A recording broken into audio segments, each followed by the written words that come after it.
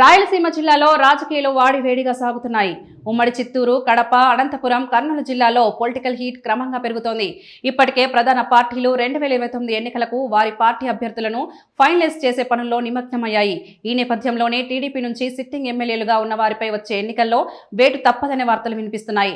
తాజాగా ఉమ్మడి కడప జిల్లాపై టీడీపీ అధిష్టానం ఫోకస్ చేసినట్లుగా తెలుస్తోంది. ఉమ్మడి కడప జిల్లా రాష్ట్ర రాజకీయాలు ఒక ఎత్తు, కడప జిల్లా పాలిటిక్స్ మరో ఎత్తు అన్నట్టుగా ఉంటాయి. ఎందుకంటే కడప జిల్లా వైఎస్ ఫ్యామిలీకి అడ్డగా ఉందనే విషయం బహిరంగ రహస్యమే.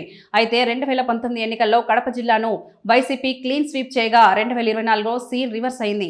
మెజార్టీ స్థానాలు కూటమి సాధించింది. ఇక కడప జిల్లా రాజకీయాల్లో ప్రొద్దుటూరు నియోజకవర్గం చాలా కీలకమైనది.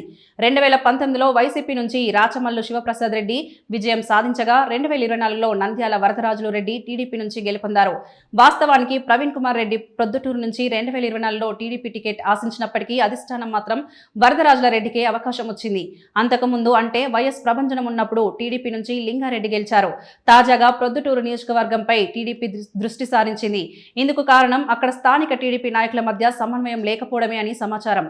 వరదరాజుల రెడ్డి వర్గం ఒకవైపు ఉండగా ప్రవీణ్ కుమార్ రెడ్డి వర్గం మరోవైపు ఉంది.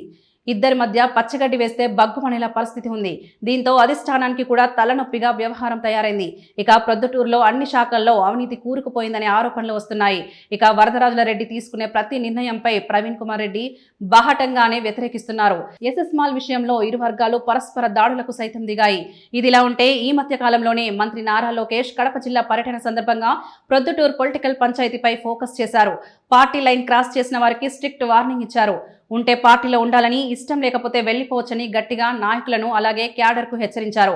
అంతేకాదు వరదరాజుల రెడ్డి తీరు కూడా మార్చుకోవాలని మంత్రి లోకేష్ సున్నితంగా చెప్పినట్లు సమాచారం. ఈ గ్రూప్ వార్కు బ్రేక్ వేసేందుకే టీడీపీ అధిష్టానం మరో కొత్త ఫార్ములాతో ముందుకొస్తున్నట్లు సమాచారం.